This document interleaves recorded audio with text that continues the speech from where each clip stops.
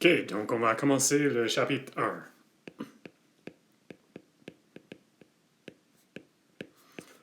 Donc là, on commence avec les gaz parfaits. Puis on termine avec les gaz réels. Bien entendu, les gaz réels sont difficiles, donc on commence avec les gaz parfaits. Donc, nous sommes des étudiants en sciences. Faut savoir notre système d'unité. Donc, on utilise le système international.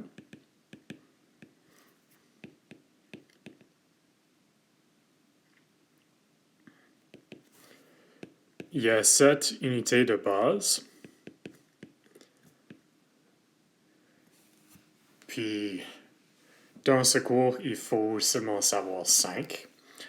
Donc, on a longueur,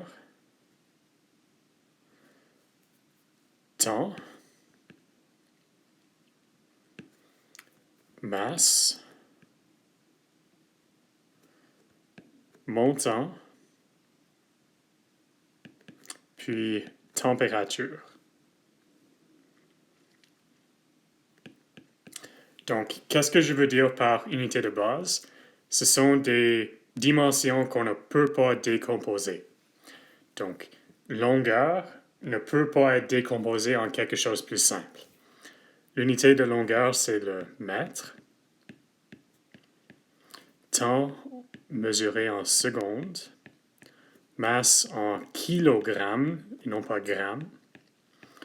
L'unité de base, c'est le kilogramme.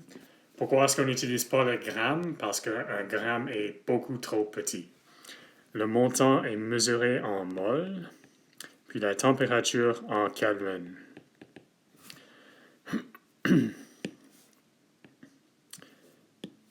Bon, donc, une des choses que j'espère que vous savez, mais dès maintenant, vous êtes responsable. 0 degré Celsius, c'est la même chose que 273,15 Kelvin. Donc, ça me ramène à un point. Dans ce cours, j'utiliserai uniquement le point décimal.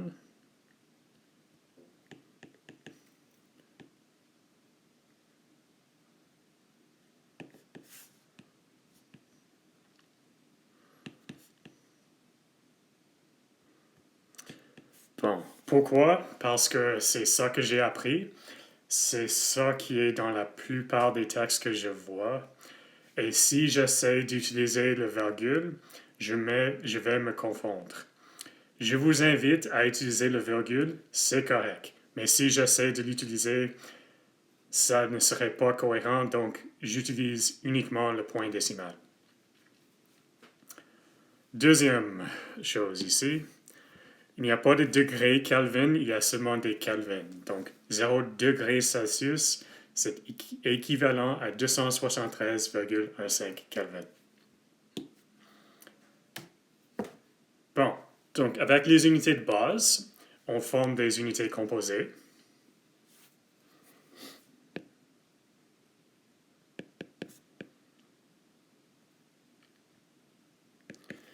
Puis, les unités que je note ici, vous êtes responsable pour savoir. Bon, donc, air, volume, force, pression et énergie sont des concepts importants dans ce cours. Les unités sont des unités composées avec les unités qu'on vient de voir et vous êtes responsable pour les savoir. Bon, donc c'est quoi R? C'est longueur fois longueur. Donc les unités sont des mètres carrés. Volume, longueur, longueur, longueur. Mètre cube. Force, c'est une masse fois longueur divisé par temps au carré. Donc, les unités sont kilogrammes, mètre divisé par seconde au carré. Cette unité a un nom et c'est un newton.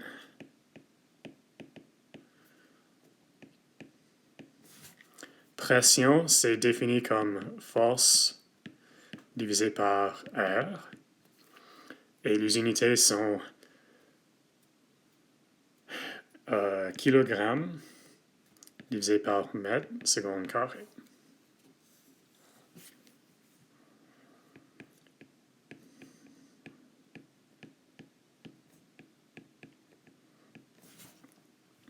Finalement, énergie. Les dimensions sont mètres, longueur au carré divisé par temps au carré. Donc, kilogramme mètre carré divisé par seconde, temps carré, seconde au carré.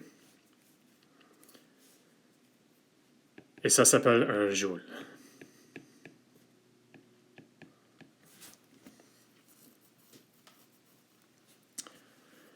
Bon, donc, on est tous censés utiliser ces unités-là. Cependant, il y a plusieurs autres systèmes d'unités et il faut savoir les unités de pression. Sur la feuille des équations, je vous donne les conversions pour plusieurs unités de pression parce que je ne veux pas que vous mémorisez ça. Donc, mais cependant, il faut les introduire et les savoir. Bon, donc on a ce qu'on appelle une atmosphère.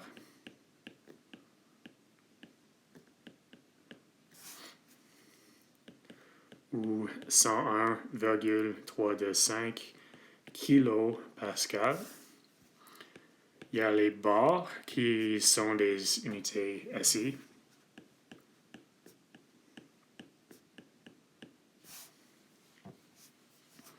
Et donc, une atmosphère, c'est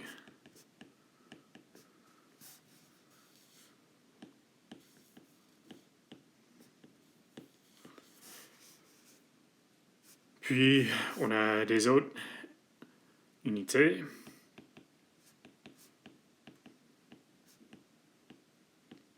Des millimètres de mercure.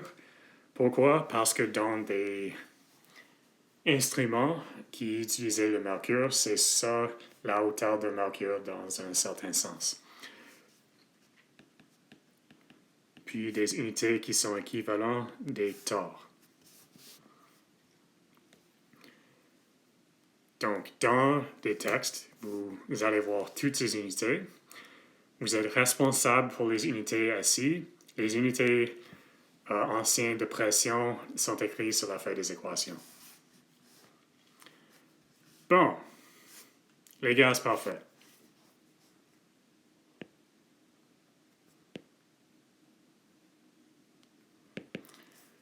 Un gaz parfait suit l'équation PV est égal à nRT. PV et T représentent l'état du gaz. Donc P pour pression, V majuscule pour volume, N c'est le montant, R un constant,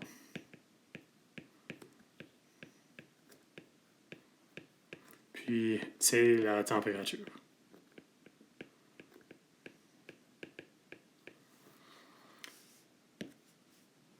Bien entendu, R est un constant, il faut le savoir.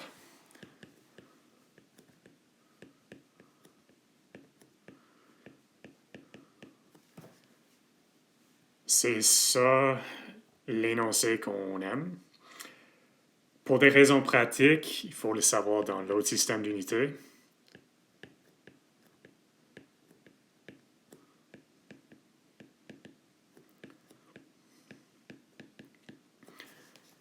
Bon, donc je ne veux pas que vous mémorisez ça, donc c'est écrit sur la feuille des équations.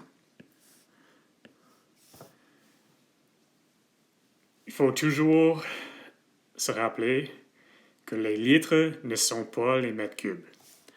Donc, un litre n'est pas la même chose qu'un mètre cube. C'est quoi l'énoncé qui est vrai? L'énoncé c'est que 1 millilitre, c'est la même chose que 1 centimètre cube. Donc, 1 litre, c'est combien de millilitres? C'est 1000 millilitres. Puis, 1 mètre cube, c'est 1 million centimètres cubes.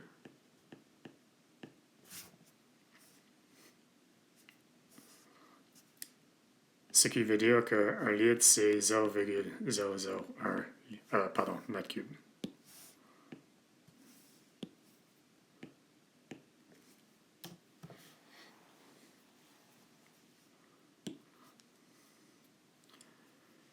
OK. Donc, pour les gaz parfaits, il y a 3 situations qui sont plus simples. Le premier, c'est à T constant. Et bien entendu, N est constant aussi. Donc, on a que PV, c'est nRT. Donc, P1V1 et P2V2. Donc, disons, 2 situations du même gaz. Et on vous dit que la température est constante. Qu'est-ce que ça veut dire? T1 est égal à T2. Donc, P1V1 est égal à P2V2 dans cette situation-là.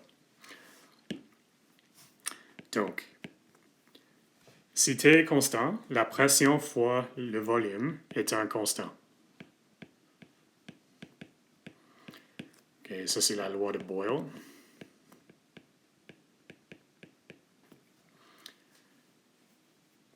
On a un nom pour un processus comme ça, où la pression et le volume changent, mais la température ne change pas.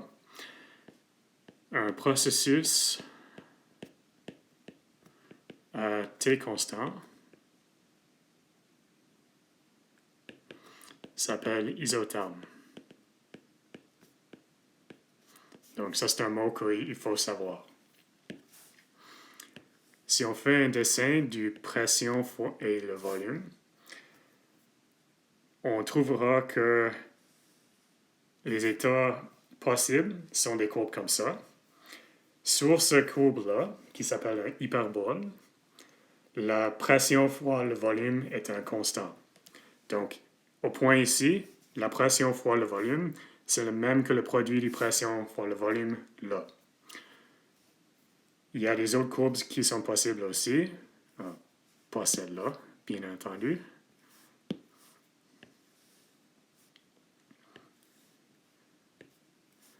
Puis, en allant ici, la température augmente. Donc, sur chacun de ces courbes-là, il y a une température définie. Et en allant en haut et à droite, la température de ces courbes augmente. Bon, donc il y a 2 autres situations. Bien entendu, on a P constant, pression constante, et on a V constant.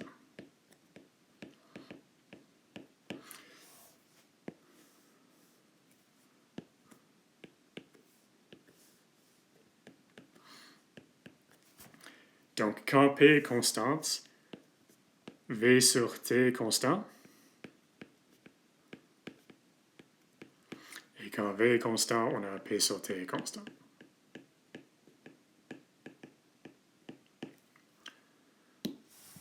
Bon, donc quand V est constant, on dit isochore. Et P constante, isobar.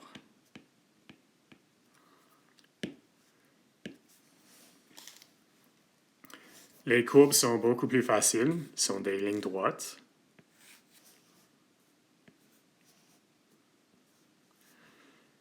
Puis, si on fait l'extrapolation, ils vont tous vers l'origine. La même chose ici.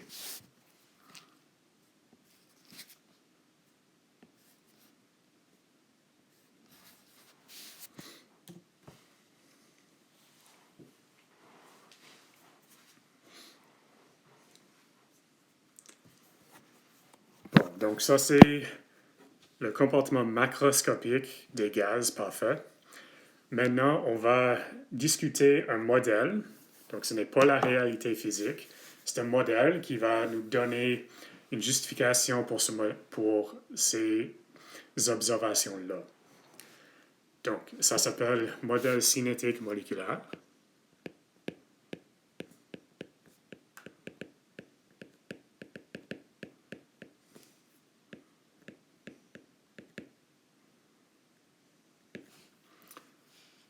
Donc, on va représenter un gaz comme des sphères dures dans une boîte de volume défini.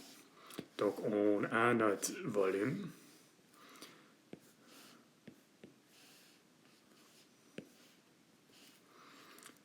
Dans une boîte un peu mieux dessinée, peut-être.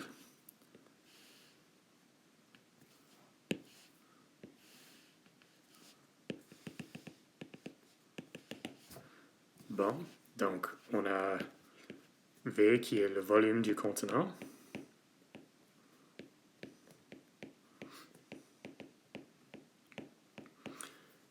Puis on a des sphères là-dedans qui bougent partout.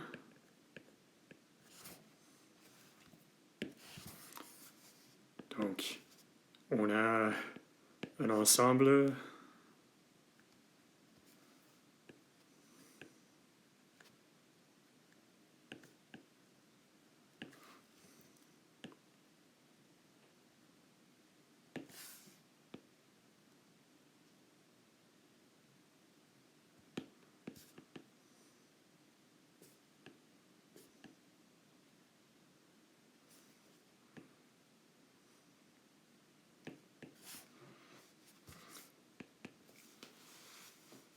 les sphères entrent en collision, mais c'est vraiment infréquent et ils ne perdent pas d'énergie pendant ces collisions. Donc, il y a des collisions très infréquentes.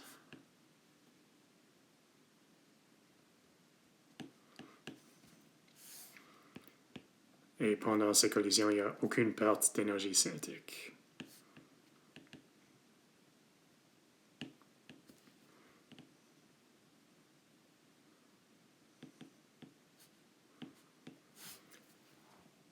Bon, donc le volume, c'est le volume du contenant. La température, c'est une mesure de l'énergie cinétique moyenne.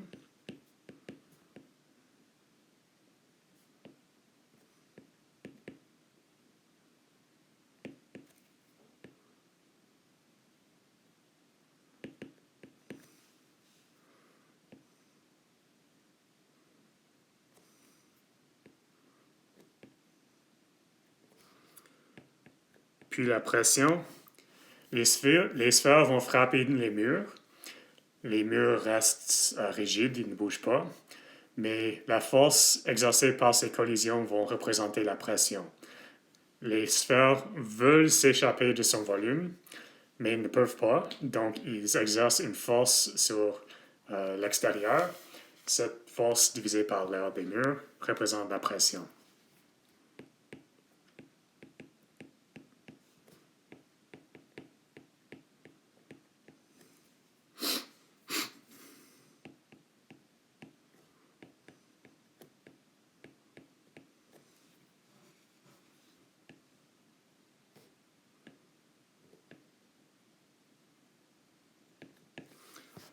Bon, donc on a des sphères dans une boîte d'une taille définie. Pourquoi est-ce qu'on discute ça? Parce que c'est la représentation d'un gaz parfait. Si le gaz réel agissait parfaitement comme un gaz parfait, c'est ça ce que seront les molécules. Ce n'est pas le cas réel, mais c'est le modèle d'un gaz parfait. Donc, quand on discute un gaz parfait, c'est ça le modèle physique que vous devez porter en tête. Encore une fois, ce n'est pas la réalité, donc on n'attend pas à ce que ça reproduise la réalité. Bon, donc je vous dis directement, ça ne représente pas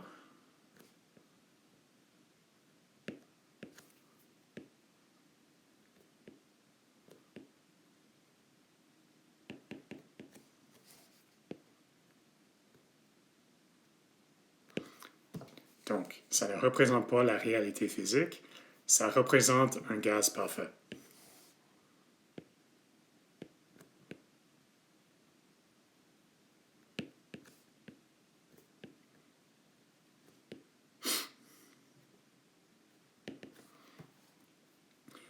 Bon, donc on pourra prendre ça pour acquis, mais c'est pas vraiment scientifique. Donc on va montrer que avec ce modèle-là, on retrouve la loi des gaz parfaits. Bon, donc, des postulats du modèle cinétique.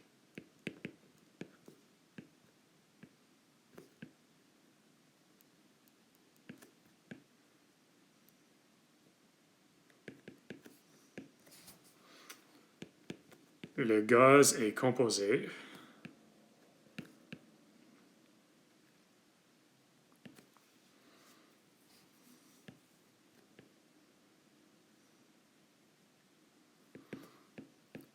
dans notre cas sphère dure en mouvement aléatoire. Qu'est-ce que aléatoire veut dire? Direction arbitraire, pas, pas direction privilégiée.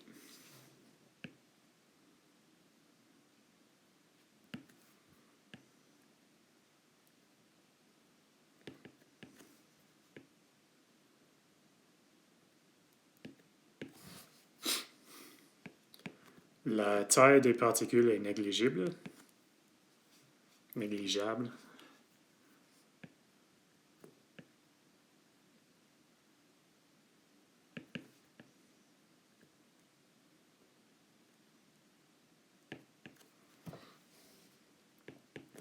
Le diamètre des sphères est pratiquement nul comparé avec le volume de la boîte.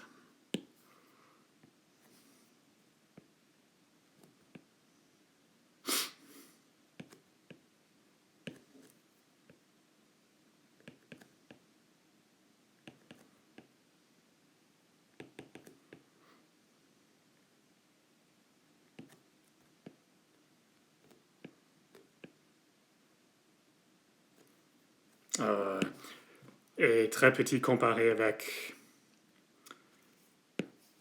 la distance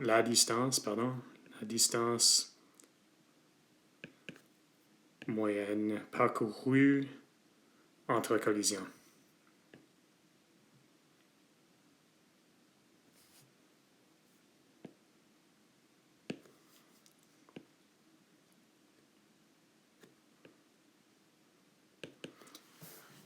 Donc, ce sont des choses très petites. Il y a des collisions, mais elles sont très infréquentes.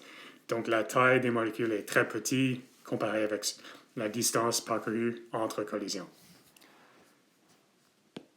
Okay, donc, il n'y a aucune interaction entre les particules, sauf des collisions brèves, infréquentes et complètement élastiques.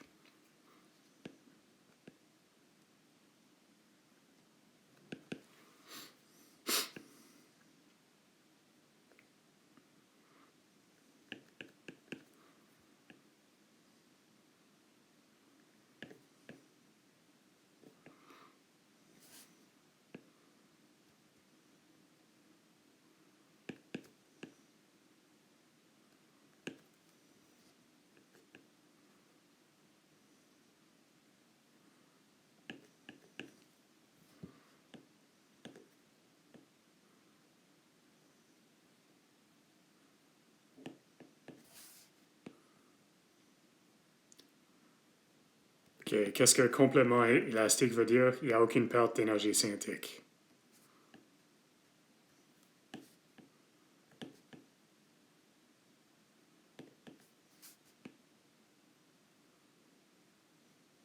Puis énergie cinétique veut dire énergie de mouvement.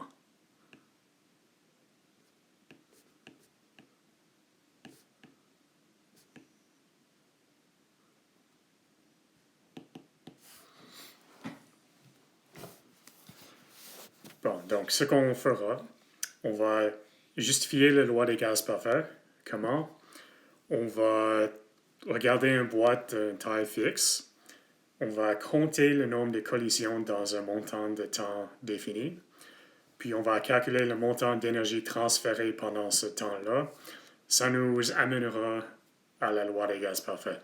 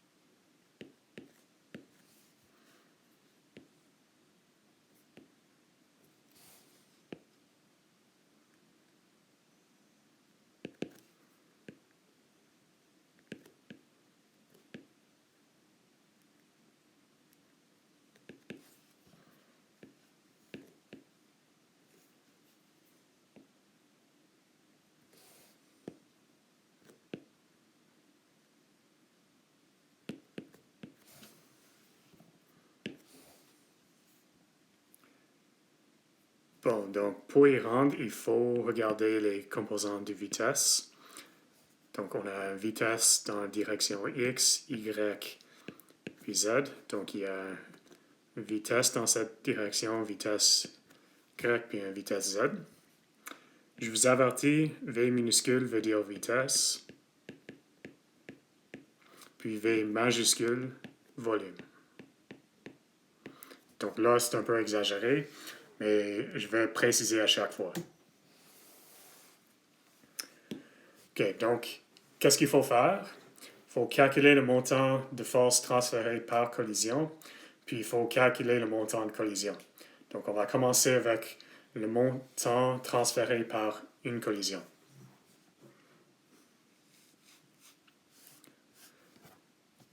Donc, on regardera une axe en particulier.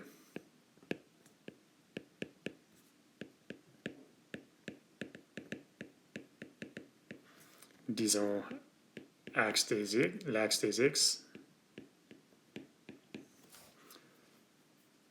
Donc, je vous donne une image en 2 dimensions, mais comprenez que c'est en 3 dimensions en réalité. On a une particule, une sphère dure, qui a une vitesse en 3 dimensions. Donc, c'est un vecteur, mais avec des composantes en 2 dimensions. Donc, la vitesse, c'est la somme des composants X et Y. Donc, on va décomposer la vitesse en composants. On regarde l'axe des X en particulier. Bon, donc, il y aura une collision avec le mur dans la direction des X. Donc, avant la collision, la particule va à la droite. Ensuite, on a une collision.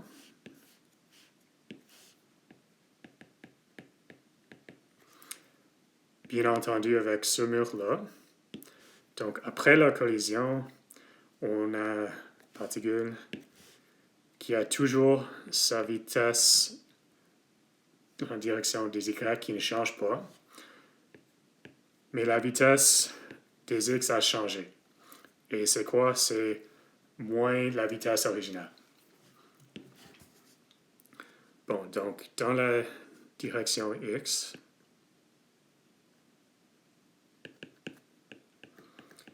la vitesse a changé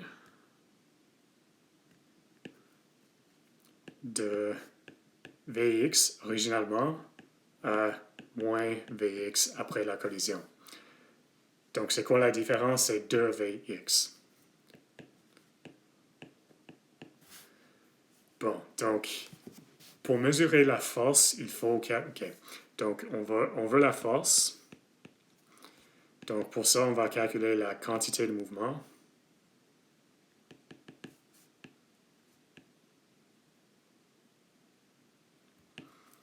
Donc, on va l'appeler Q. Pourquoi? Parce que la force est définie comme dQ dt.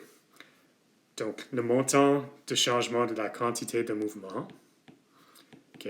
Ça, ne mémorisez pas ça parce qu'on n'utilise pas la quantité de mouvement dans ce cours, à part ici. Donc, je vous dis, le changement dans la quantité de mouvement, c'est 2 fois la masse du particule fois Vx. Donc, pendant une collision de 1 particule du gaz avec 1 mur du contenant, la quantité de mouvement change par ce montant-là. Là, on va calculer le montant de collision dans un instant de temps particulier. Donc, pour chaque collision, on change la quantité de mouvement par ce montant-là.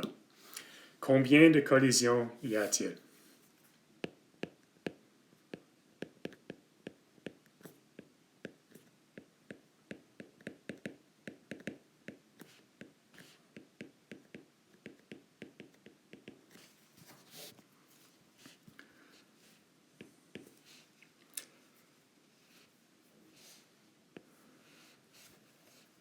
Donc, disons dans un montant de temps,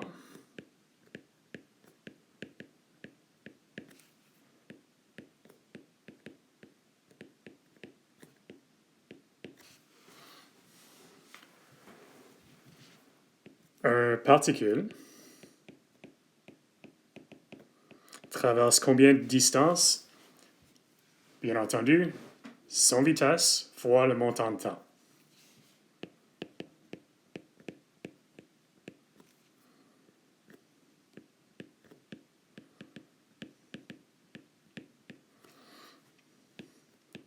Donc, sa vitesse fois montant de temps. Vitesse, mètres par seconde, temps mesuré en secondes, nous donne une distance en mètres. Bon, donc si on dessine notre boîte,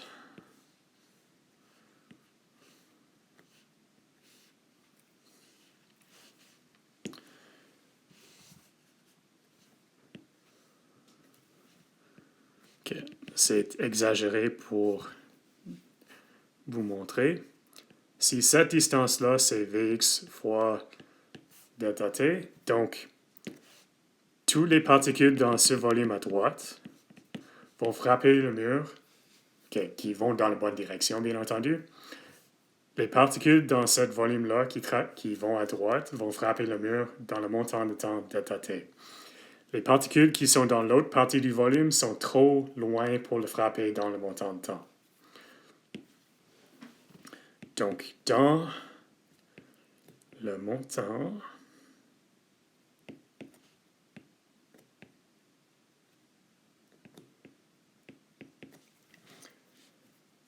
tout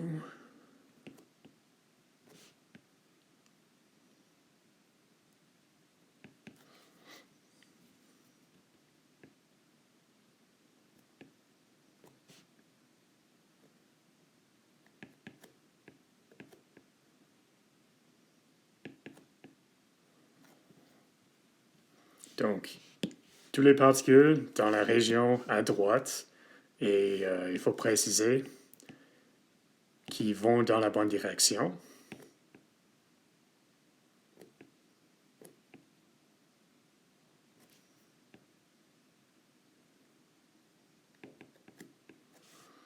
Vont frapper le mur.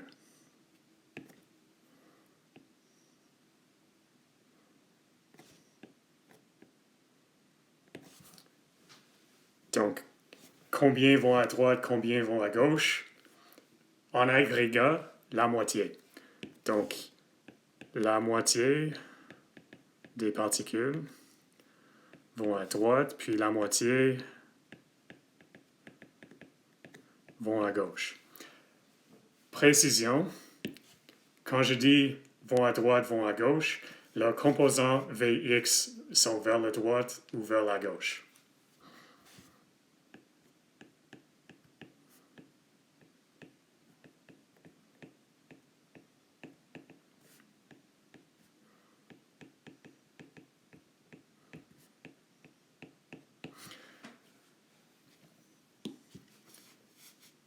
Bon, donc, on peut préciser c'est quoi ce volume-là.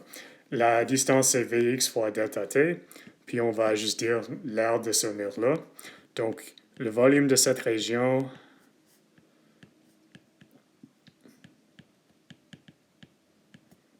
c'est l'aire de la surface du mur fois la distance Vx delta t. Là, on va calculer le montant de particules dans ce volume. Donc, le message de cette image, c'est toutes les particules du volume à droite qui vont dans la bonne direction vont frapper le mur dans ce montant de temps. On n'a pas précisé le montant de temps parce qu'à la fin, on va diviser, mais dans un montant de temps précis. Donc, combien de particules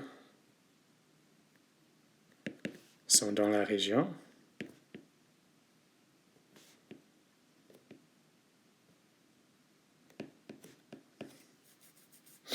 Donc, on définit la densité La densité est dénotée par ρ, lettre grecque. Et là, avec le COVID, on n'est pas rendu au variant ρ. J'espère qu'on ne sera pas là. C'est le nombre de particules, donc n minuscule en mol fois le nombre Avogadro divisé par le volume. C'est le nombre,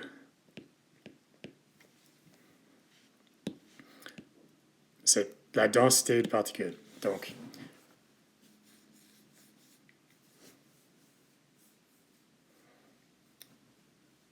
ce que ça représente, le nombre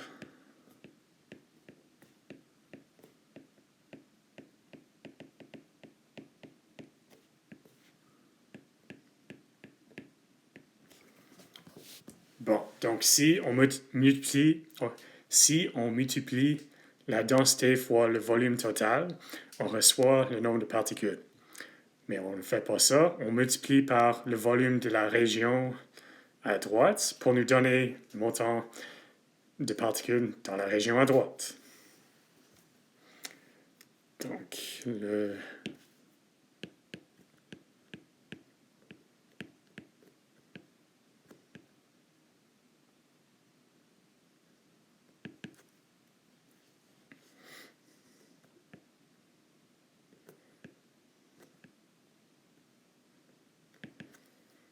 c'est ρ fois A Vx delta t. Donc, c'est NA A Vx delta t divisé par le volume.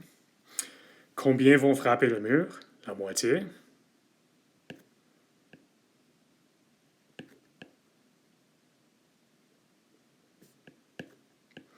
Pourquoi la moitié? Parce que la moitié traverse dans la bonne direction. Donc, on a 1 demi NA AVX delta t divisé par V. Bon, donc ça nous donne le nombre de collisions dans un montant de temps delta t.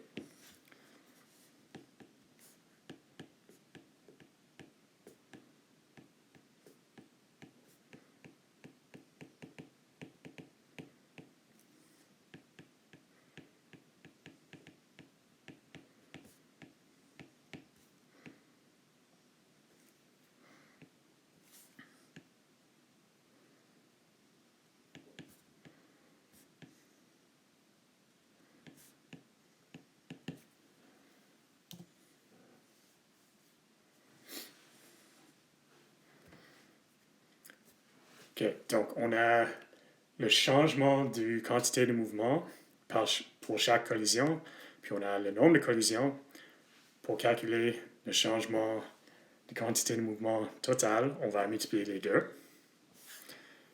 Donc, en total,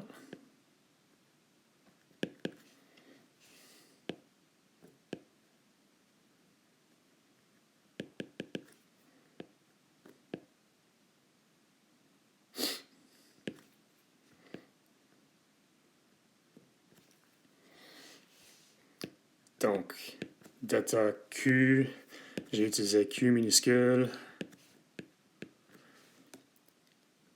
Donc, combien?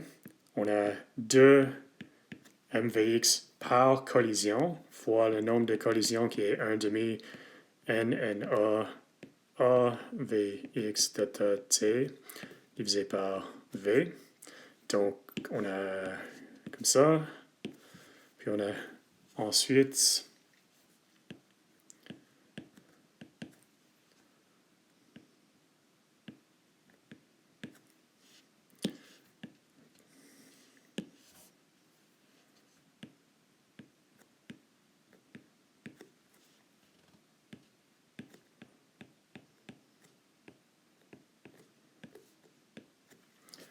OK. Je vous ai dit la raison pour laquelle on utilise la quantité de mouvement, c'est que le dérivé du quantité de mouvement avec le temps, c'est la force. Donc, on va réécrire ça, mettre ça à gauche.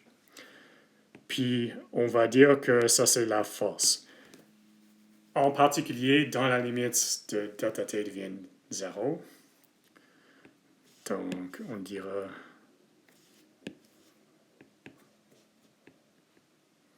c'est en parenthèse, pas important aujourd'hui.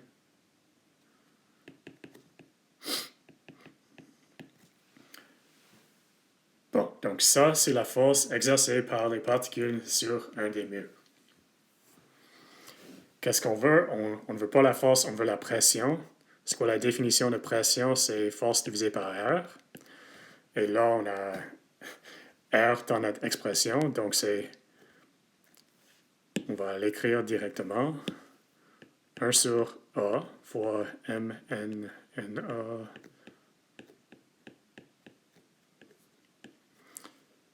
Bon. Donc, ça s'annule avec ça. Là, on a pression, c'est égal à quelque chose divisé par volume. Donc, on va réécrire ça comme pression fois volume, c'est MNNA Vx au carré. Donc, à gauche, on a déjà ce qu'on veut. À droite, on a quelque chose qu'on aimera est égal à nRT. Le n est déjà là, donc on va réécrire comme ça. Donc, si masse n nombre Avogadro fois Vx au carré est égal à RT, c'est la loi des gaz parfaits. Bon, donc là, il faut simplifier ce qui est à droite, et là, on utilise des arguments physiques. Les particules ne bougent pas tous avec la même vitesse. Donc, en agrégat, ils auront une vitesse moyenne, ce qu'on calculera la prochaine fois. Mais ici, on va remplacer notre vitesse arbitraire avec une vitesse moyenne. Donc, les particules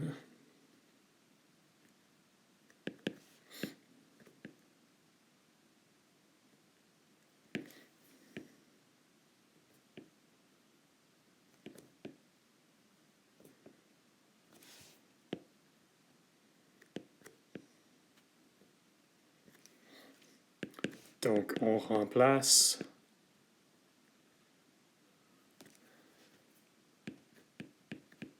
une vitesse arbitraire avec sa moyenne.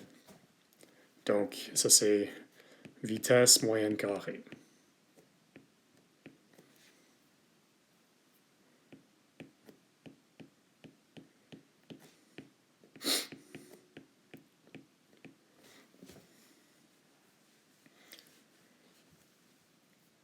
Jusqu'à maintenant, on considérait seulement une direction, mais il y a 3 dimensions, et il n'y a aucune dimension qui est privilégiée. Donc, on a une vitesse totale qu'on écrit avec C, parce que V est déjà surchargé, qui est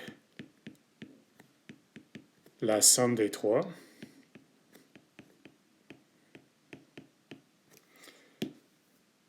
Donc, il y a une vraie vitesse en 3 dimensions. Sa valeur moyenne, c'est la somme des valeurs moyennes des 3 composants, mais aucune des directions est privilégiée.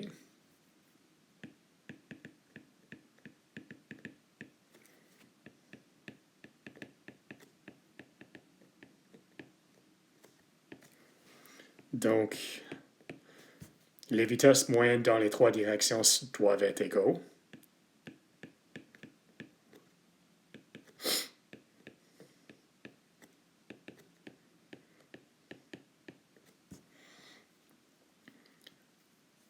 Donc, ça veut dire que Vx au carré, c'est 1 tiers C au carré.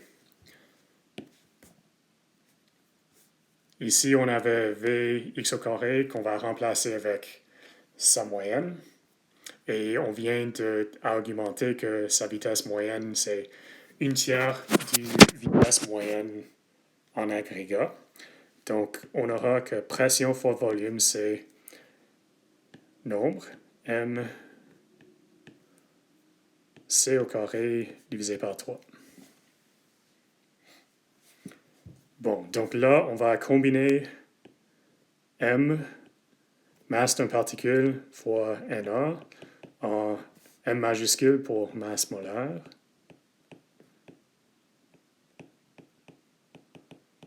pour que ça devienne n m c au carré divisé par 3. Bon, donc là, on a presque fini. Dans la prochaine leçon, on va voir une valeur explicite pour c au carré. Donc, prochainement, on verra que la vitesse moyenne carrée, c'est 3RT divisé par M. Donc, ça, c'est un résultat magique pour aujourd'hui, mais la prochaine fois, on le verra. Comment est-ce qu'on verra ça? On utilisera la distribution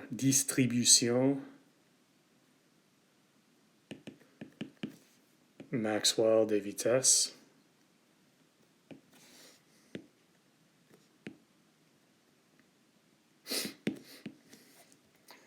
Donc, avec cette substitution-là, on a que PV, c'est n fois mc au carré divisé par 3.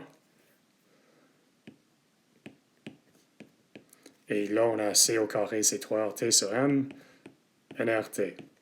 Donc là, la loi des gaz parfaits.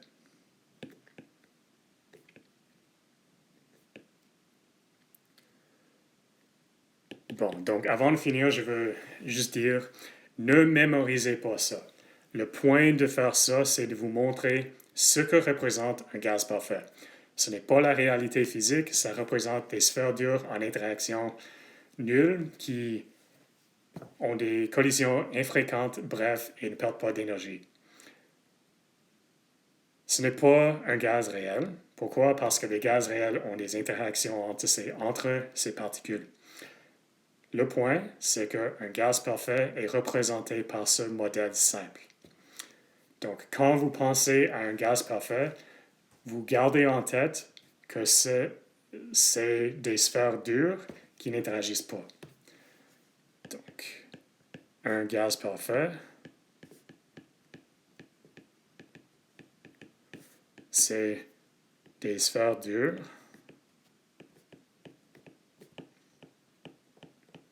qui n'interagissent pas.